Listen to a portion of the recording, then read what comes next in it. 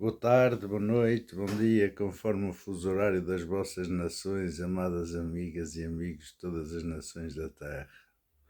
Vamos continuar a ler a leitura do livro, pois Paulo, missionário e teólogo. Mas agora vou-vos dizer com muita alegria, o segundo livro que eu tinha comprado já apareceu. Não sei como voltou ao meu lar, um bocado assim sujo, mas está fixe. É este. É igual, o título é igual, edição Expresso, fazer publicidade ao livro. É bom sempre tirar umas ideias e ver, refletir, confirmar.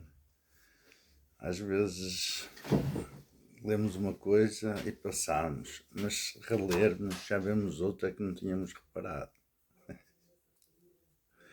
Deus é assim, e há coisas que são para estes tempos, amados. Há coisas que só são reveladas para estes tempos. O computador que Deus criou, sabem? Só ele é que, abre essa portinha aí, do conhecimento. É eles que leem que já vão ver. Quem sabe? E é assim então, vamos prosseguir a leitura do livro, que eu acho gosto desta interpretação, é interessante. Paulo, missionário e teólogo. Ouvistes falar do meu procedimento outrora no judaísmo, com que excesso perseguia a Igreja de Deus e procurava devastá-la.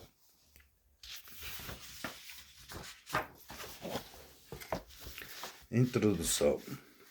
Depois deste longo introito sobre as fontes literárias, cartas e atos dos apóstolos, que nos fornecem os dados históricos da vida de Paulo, a começar pela revelação em Damasco, passemos ao Paulo como apóstolo de Jesus Cristo.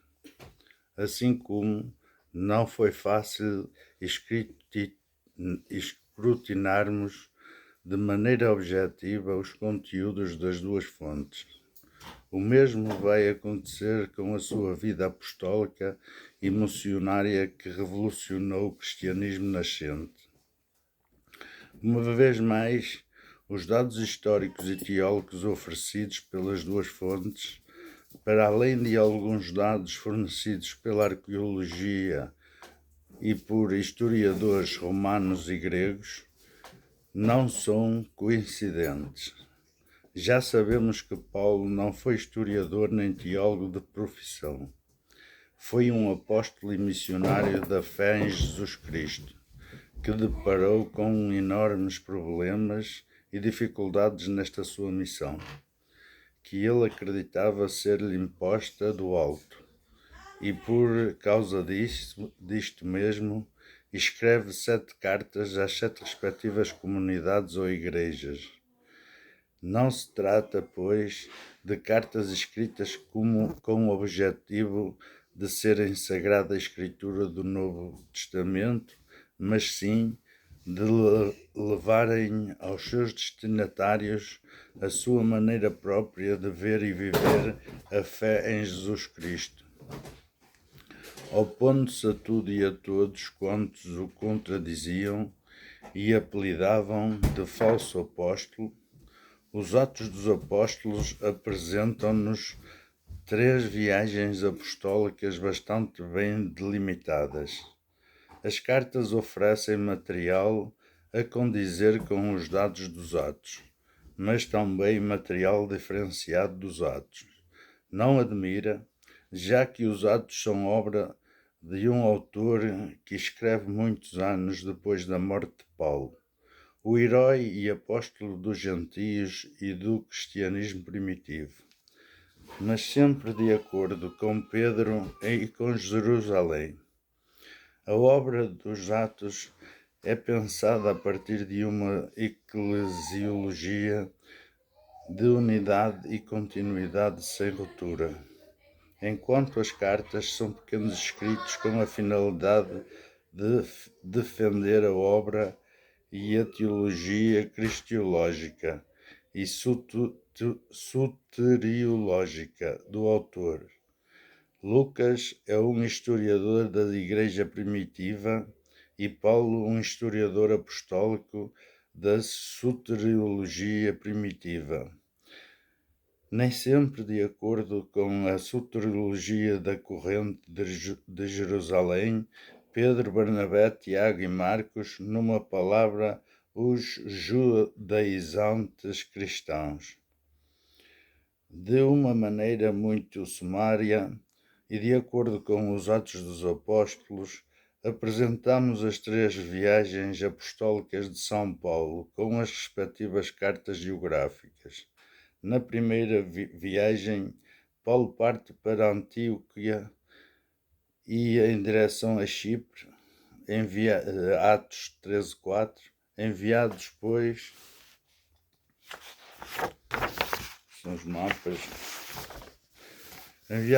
pelo Espírito Santo, Barnabé e Saulo desceram a Seleucia e ali meteram-se num barco, rumo à ilha de Chipre. Paulo é acompanhado de Barnabé e de João Marcos. 13:5. Chegados a Chipre, pregam Jesus em Salamina, em Passos. Deixa a ilha de Chipre e dirige-se por barco para Atalia, Perga, Antioquia da Psídia, Icônio, Listra e Derbe. Em Perga, João Marcos abandona Barnabé e Paulo. Este incidente não foi um simples fait divers. A quando da segunda viagem, Paulo pede a Barnabé para visitarem as comunidades cristãs da primeira, 15:36, mas Barnabé impõe a Paulo que sejam acompanhados de João Marcos. Paulo não consente. 15:38, 39, deve ser Atos. Mas Paulo não era de parecer que se levasse por companheiro quem eles se tinha afastado na Panfília e não os tinha acompanhado no trabalho. Seguiu-se uma discussão tão violenta que se separaram um do outro, e Barnabé tomou Marcos consigo. Desculpe. Abarcando para Chipre, Paulo nunca apresenta este assunto. Segundo Paulo, o rompimento deu-se com Cefas Pedro em Antioquia. Gálatas 2, 11-14. De modo que, dali em diante, Paulo começa uma missão de apóstolo independente de Jerusalém e Antioquia.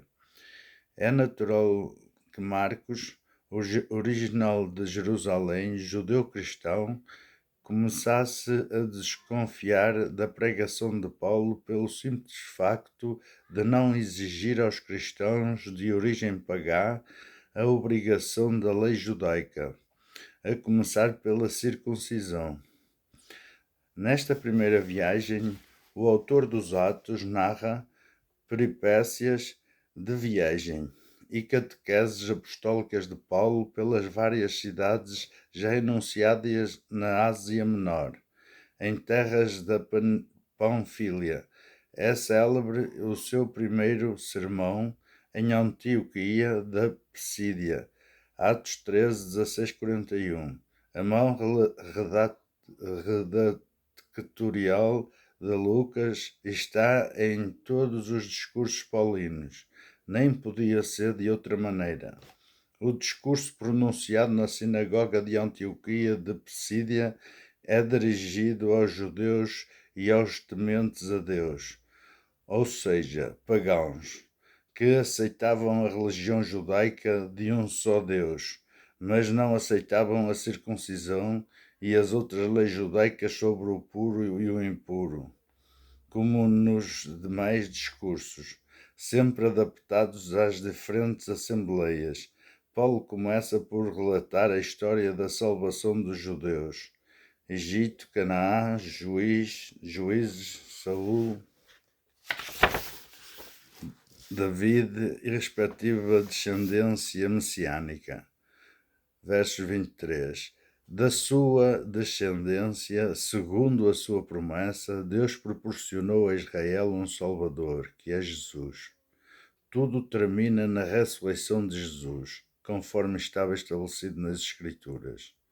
Quando cumpriram tudo o que acerca dele estava escrito, desceram-no do madeiro e sepultaram-no. Mas Deus ressuscitou dos mortos e, durante muitos dias, apareceu aos que tinham subido com ele, da Galileia a Jerusalém, os quais são agora suas testemunhas diante do povo.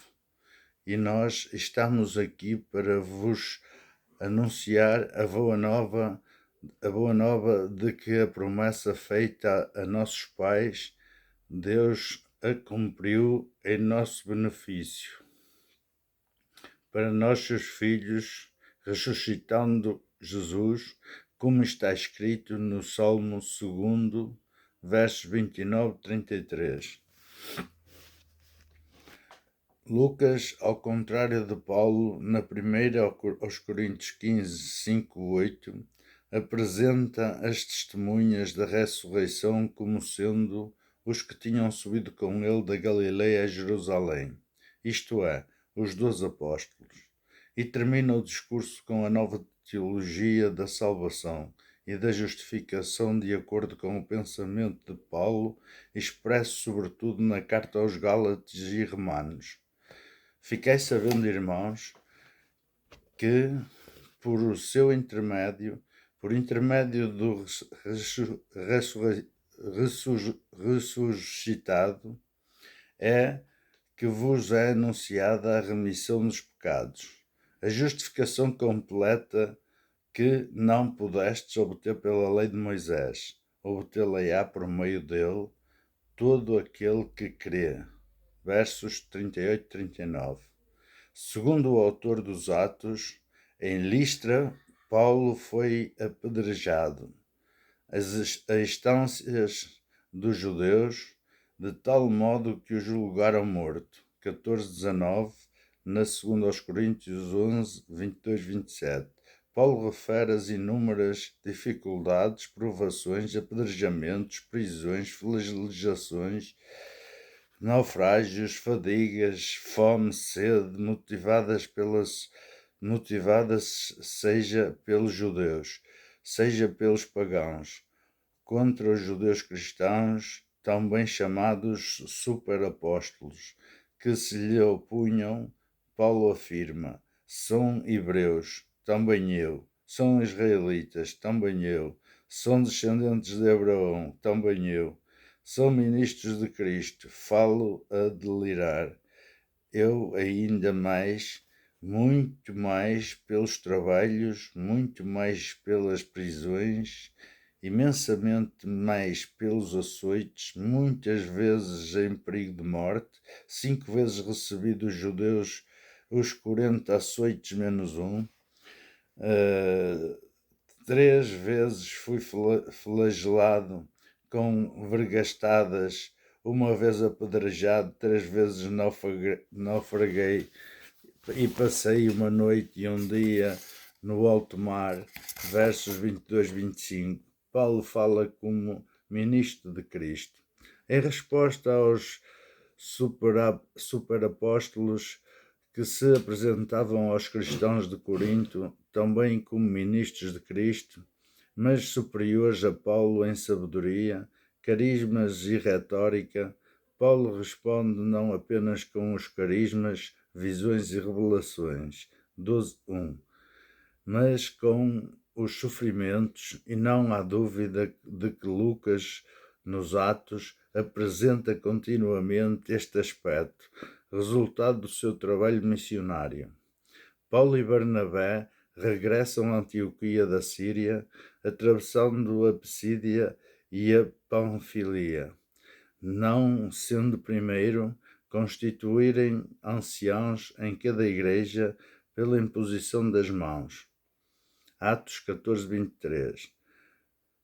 Este traço eclesial dos Atos estabelece a ponte com a imposição das mãos que Paulo e Barnabé receberam em Antioquia da Síria quando iniciaram a sua primeira viagem.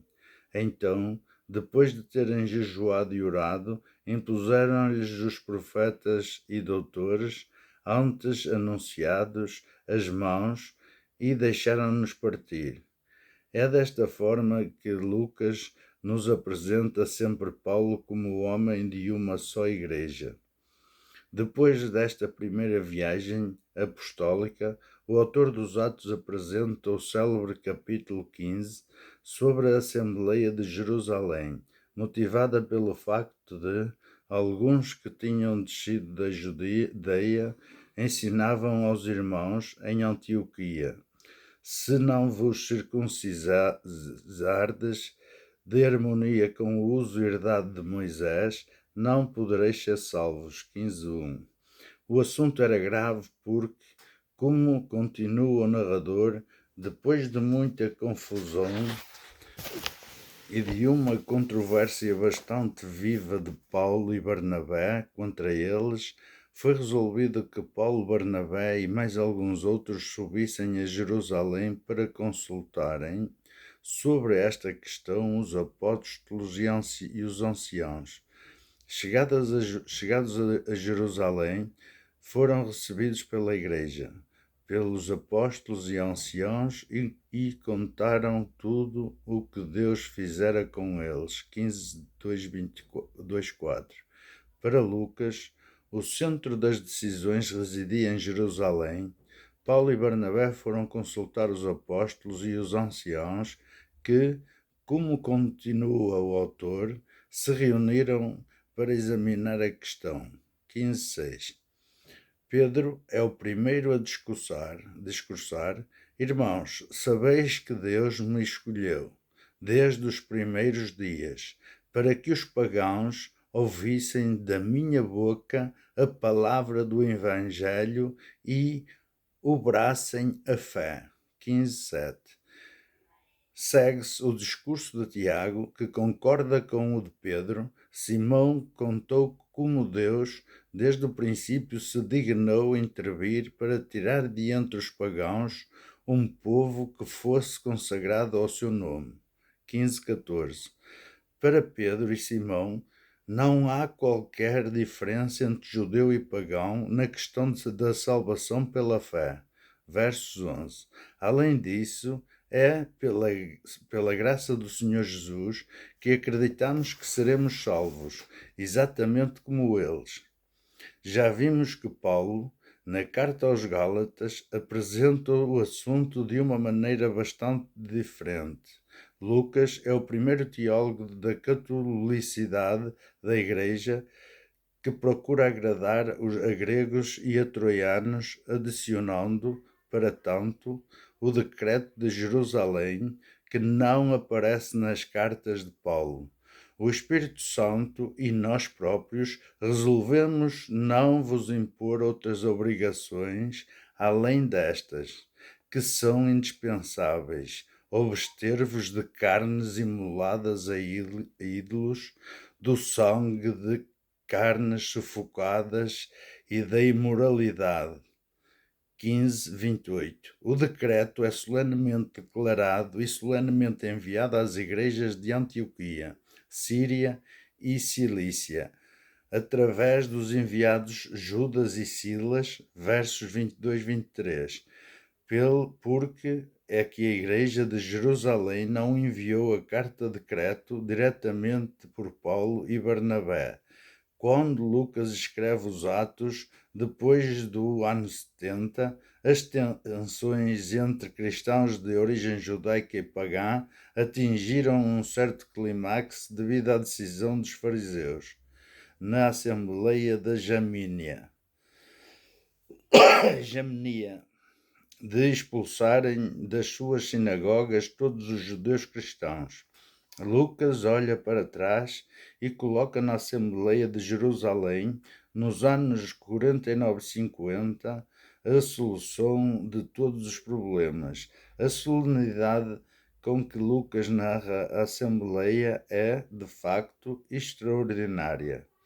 É depois de 2000 anos, continuam a subsistir os problemas, embora de uma maneira diferente, entre cristãos católicos, ortodoxos e protestantes. Opus-me frontalmente a Cefas por não proceder de acordo com o Evangelho. Comia com os gentios, mas separava-se deles diante dos partidários da circuncisão. A segunda viagem apostólica de Paulo começa pouco tempo depois do seu regresso a Antioquia. Já sabemos que a sua amizade com Barnabé terminara, depois de uma discussão violenta, 1539. Por causa de João Marcos, Barnabé seguiu com Marcos para Chipre e Paulo com Silas através da Síria e Cilícia, recomendado pelos irmãos à graça do Senhor, 1540. Esta última anotação eclesial é mais uma demonstração da unidade que deve existir entre os cristãos, no tempo da redação do autor, como em tempos passados, sempre a partir de Jerusalém. Paulo e Silas chegaram à Listra e encontraram-se com um discípulo chamado Timóteo, filho de uma judia crente e de pai grego, que era muito estimado pelos irmãos de Listra e de Icônio. Paulo resolveu levá-lo consigo e, tomando-o, circuncidou-o, e por causa dos judeus existentes naquelas regiões, pois todos sabiam que o pai dele era grego. 16, 1, 3. Nas cartas de Paulo, Timóteo é realmente um grande amigo e companheiro apostólico de Paulo, a quem Paulo confia missões delicadas, mas nunca se fala da sua circuncisão. A informação dos Atos apresenta-nos um Paulo oportunista, é norma entre muitos exegetas dizer que há dois Paulos, o teólogo e o pastor. O teólogo é intransigente na questão central da justificação-salvação de pagãos e judeus pela fé, e o pastor transige sempre que seja preciso para apaziguar as duas escolas de cristãos judaizantes e não judaizantes. A única coisa que podemos dizer é que esta circuncisão contradiz o Paulo teólogo das cartas, sem, no entanto, podermos concluir que se trata de mais um traço criado pelo autor dos Atos. Neste segmento, Atos 16, 4, afirma: nas cidades por onde passavam, Paulo e Silas transmitiam e recomendavam aos irmãos que cumprissem as decisões tomadas pelos apóstolos e pelos anciãos de Jerusalém. Esta anotação confirma uma vez mais 8. Segundo Luke Timothy Johnson, Paulo terá tomado esta decisão por motivos de prudência pastoral, mas, mesmo assim, oportunista e fútil. Timóteo tanto podia ser olhado como judeu pela parte da mãe, como pagão pela parte do pai. Como judeu e etos judaico confunde-se com etnos, mas uma vez que vive entre pagãos, quem determinava o etnos era o pai e não a mãe. Na sinagoga, Paulo levantou-se e disse: a remissão dos pecados vem por intermédio daquele que Deus ressuscitou. Depois, muitos judeus seguiram Paulo e Barnabé. A força redacional do autor de Atos reafirma logo a seguir com outra afirmação muito importante. Dessa forma, as igrejas eram confirmadas na fé e cresciam em número de dia para dia. A confirmação na fé, na mente do autor, não reside apenas no batismo e respectiva conversão ao cristianismo, mas também na fé do cristianismo saído da Assembleia de Jerusalém. O Paulo católico é o verdadeiro Paulo dos Atos, diferente do Paulo das cartas. Na continuação da narrativa, Paulo e Silas atravessaram a Frígia e o território da Galácia. Chegaram à fronteira de Mícia e desceram para Troado, onde durante a noite Paulo teve uma visão. O macedónio estava de pé diante dele e fazia-lhe este pedido: passa à Macedónia e vem ajudar-nos. 16:6-9. Pelas cartas é visível o desejo de Paulo pregar na Europa, depois de ter anunciado o Evangelho em muitas regiões da Ásia Menor. O sonho vem confirmar segundo a maneira de discernir os sinais dos tempos, os desejos e anseios de Paulo. Uma vez na Europa, Paulo e Silas passaram por Sumatrícia, Neápolis e assentaram em Filipos, cidade de primeira categoria, desde o distrito da Macedónia e Colónia. 16:12. Em Filipos, Paulo converte uma pagã, temente a Deus, chamada Lídia, negociante de púrpura, que convida Paulo e Silas para morar em sua casa. Entretanto, acontece que num dos dias de pregação de Paulo, uma escrava que tinha um espírito pitónico e dava muito lucro aos seus senhores, versos 16, foi exorcizada por Paulo, e o espírito saiu imediatamente, versos 18. Desta maneira, os senhores da escrava perderam a sua fonte de receita e, em retaliação, levaram Paulo e Silas à praça pública, à presença dos magistrados em julgamento público. Os estrategos mandaram-nos açoitar e lançar-nos na prisão durante a noite, enquanto Paulo e Silas oravam e entoavam louvores a Deus. De repente, sentiu-se um violento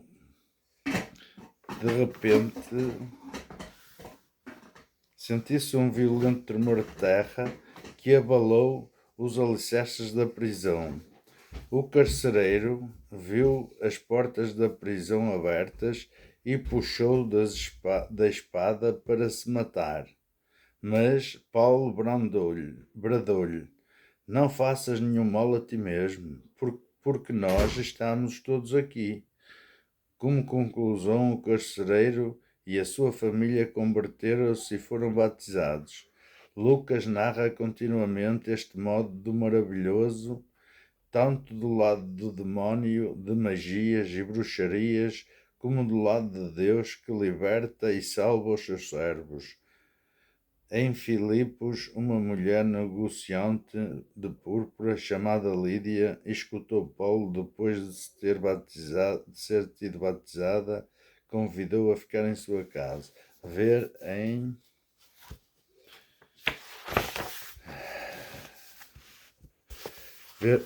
Atos. Na prisão dos apóstolos em 5:17 SS e respectiva libertação maravilhosa, Simão Mago em 8:19-23, a prisão de Pedro e respectiva libertação maravilhosa em 12:4-19, o mago judeu Elimas a quem Paulo castiga com a cegueira imediata. Com licença, desculpa.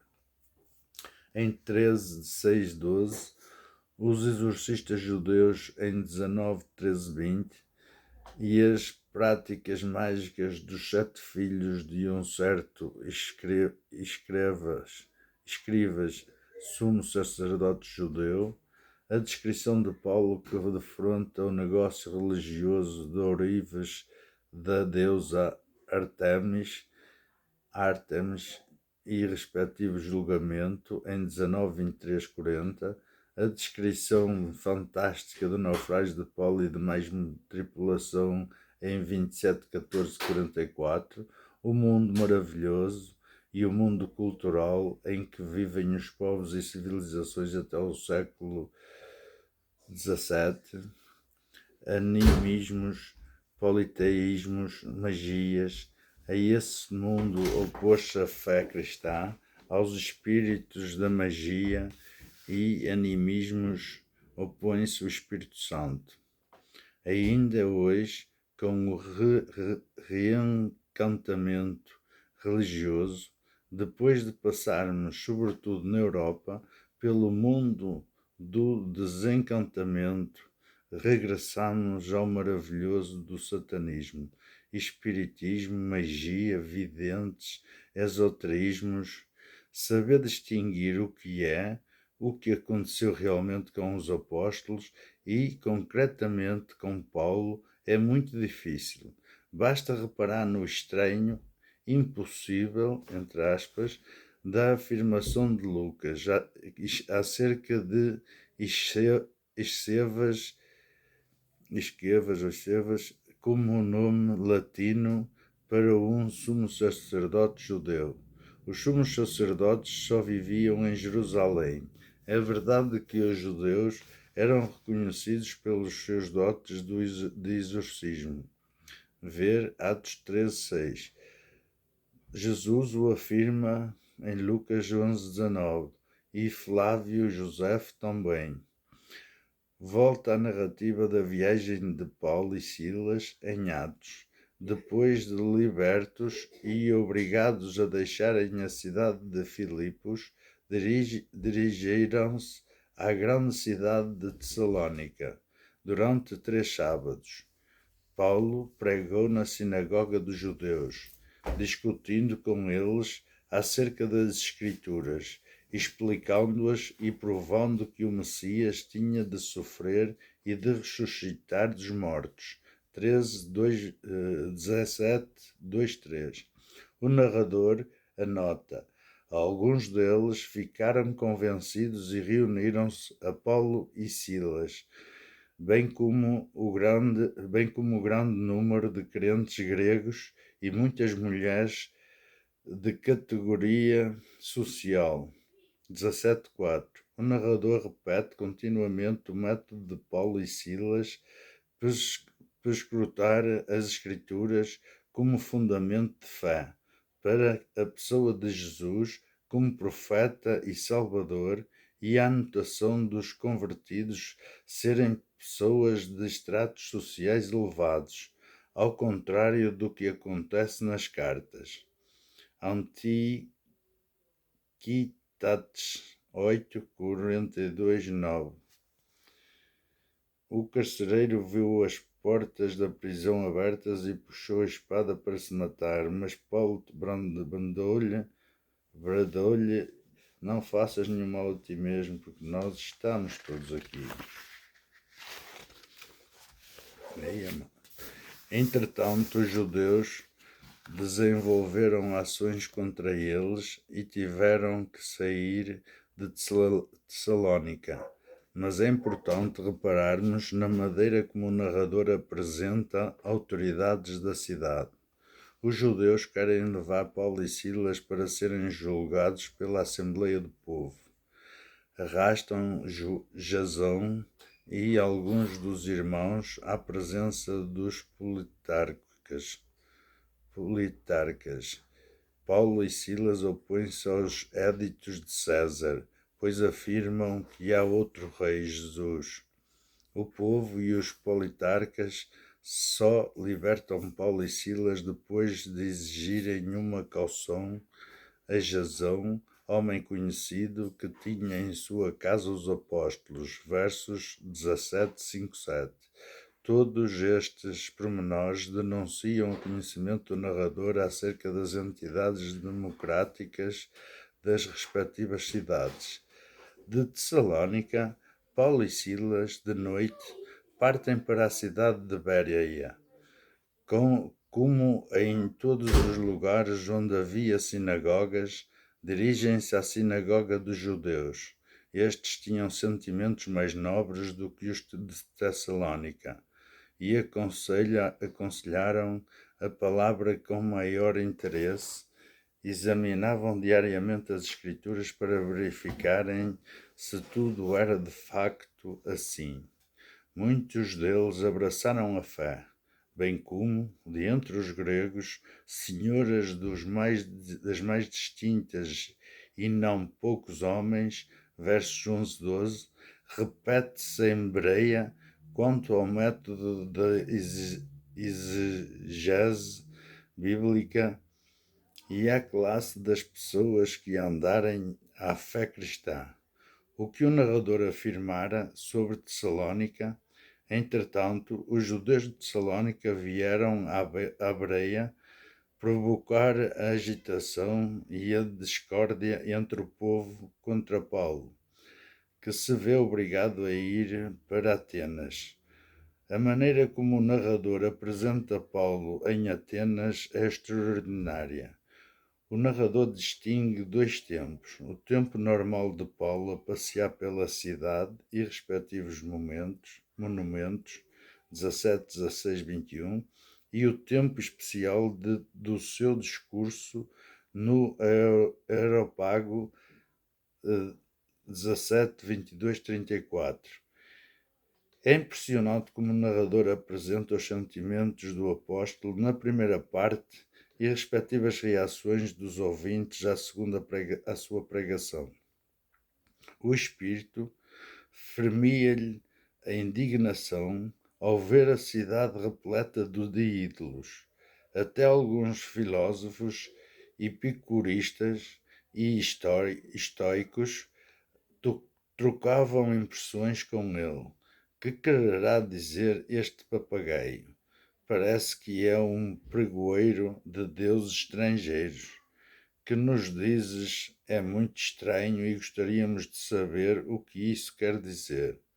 Tanto os atenienses como os estrangeiros residentes em Atenas não passavam o tempo noutra coisa senão a dizer ou a escutar as últimas novidades. 17, 16, 21. No Areópago expõe um discurso a todos os títulos, único pela forma como se coloca perante a cultura grega, a começar pelo exórdio ateniense: vejo que sois em tudo os mais religiosos dos homens, percorrendo a vossa cidade e examinando os vossos monumentos sagrados. Até encontrei um altar com esta inscrição: ao Deus desconhecido. Pois bem, aquele que venerais sem o conhecer é esse que eu vos anuncio. 17, 22, 23. A retórica estava lançada para, depois, anunciar a existência de um só Deus Criador do céu e da terra, que não habita em santuários construídos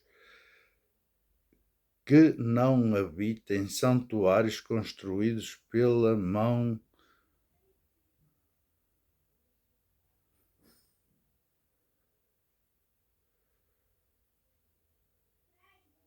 do homem. Acho que aqui está confundido, mas como, aliás, alguns poetas gregos já o tinham cantado. E tudo corre bem até ao anúncio da ressurreição. Ah, sim, até a ressurreição não. Paulo prefere a sua estada em Atenas em 1 Tessalonicenses 3, 1, 2, 6. 1, 2 e 6. 1 a 2 e 6, assim. Por isso, não podendo resistir mais, aceitamos que nos deixassem sós em Atenas e enviamos Timóteo, nosso irmão e colaborador de Deus no Evangelho de Cristo, para vos confirmar e encorajar na vossa fé. Agora que Timóteo voltou daí, esta informação não condiz com a dos Atos ao apresentar Silas e Timóteo a permanecerem em Bereia. Paulo, em Atenas, apenas incumbe os que o acompanharam de Bereia a Atenas de transmitir a Silas e Timóteo que fossem ter com ele o mais rapidamente possível. 17:15. Segunda carta, Paulo envia Timóteo a Tessalónica e espera ansioso pelas suas notícias. Reparemos que a ação de Paulo em Atenas depende do inciso temporal do verso 16. Enquanto Paulo nos esperava, Silas e Timóteo em Atenas, o espírito fremia-lhe de indignação, mas como só depois de algum tempo, após ter chegado a Corinto, é que Silas e Timóteo se reencontraram com ele. 18:5. A vida de Paulo em Atenas não tem em vista preencher o tempo por causa da demora de Silas e Timóteo. É Lucas que o preenche com a pregação de um herói na cidade da arte e da filosofia, se bem que no tempo de Paulo, Atenas já estava em declínio cultural. É Lucas que cria o tempo paulino de Atenas numa cena que tanto tem fascinado os artistas e teólogos.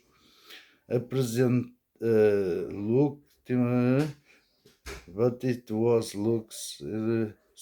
Deixa-me ver se tem em português. Acho que tem. Sobre este assunto.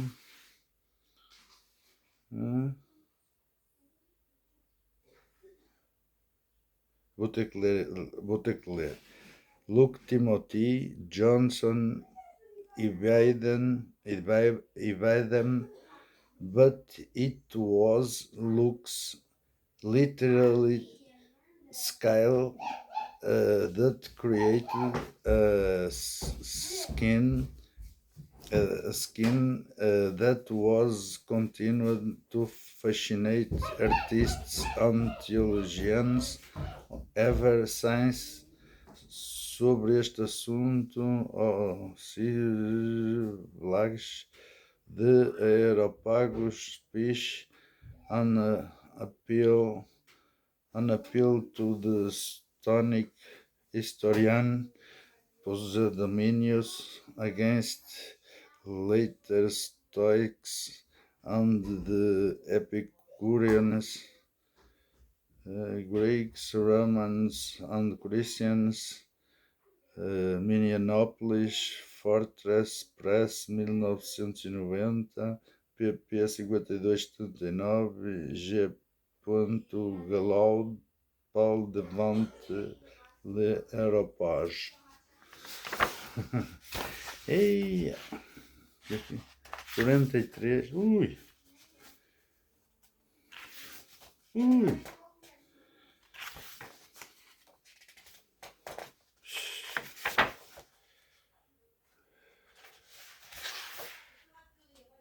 Oi, amados, isto vai ter que ser.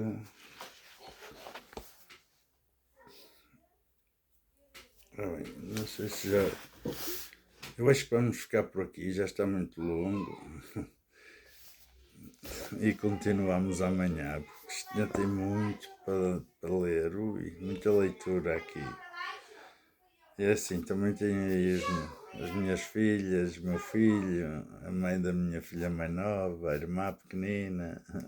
É uma alegria quando está tudo bem, quando está tudo mal, é um chinfrim. E é assim, temos que nos saber amar e educar uns aos outros. Vindo aqui as duas, anda cá. Anda cá dar um beijinho a mim. Anda cá, Francisco. Não, Marina, não quero aparecer nos seus vídeos. Ai, que má. É assim, amadas e amados. Não quero, não. Escola, beijos e abraços e que tenham um feliz sábado. Quem está doente, que o Espírito Santo vos cure, em nome de Nosso Senhor Jesus Cristo. E quem está aflito, que vos supra as vossas necessidades, que vos alivie o vosso sofrimento, que alivie o meu também. Nem tudo é o que parece. Só Deus sabe o que vai aqui dentro, em mim, em vocês, em todos. E é assim, nós temos que pôr o amor à frente de tudo, a caridade, a piedade. Se assim queremos para nós, temos que mostrar a Deus que também o somos para os outros. Tão simples como isso. Tão fácil de discernir a Bíblia.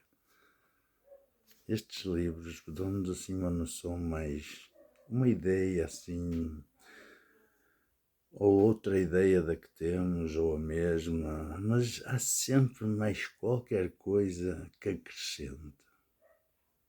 Senão Deus não permitia que eles os fizessem. E é assim, minhas amadas, meus amados, de todas as nações da terra, assim, mais uma vez vos vou dizer, os homens e as mulheres perecem por falta de conhecimento. Muita gente vai desejar muitas vezes não ter nascido por faltar ao respeito à verdade. Será que está escrito? Bom ver. Beijo e abraços e até à próxima. Honra, glória, louvor e poder a Deus Pai, Deus Filho e Deus Espírito Santo para sempre todos sempre.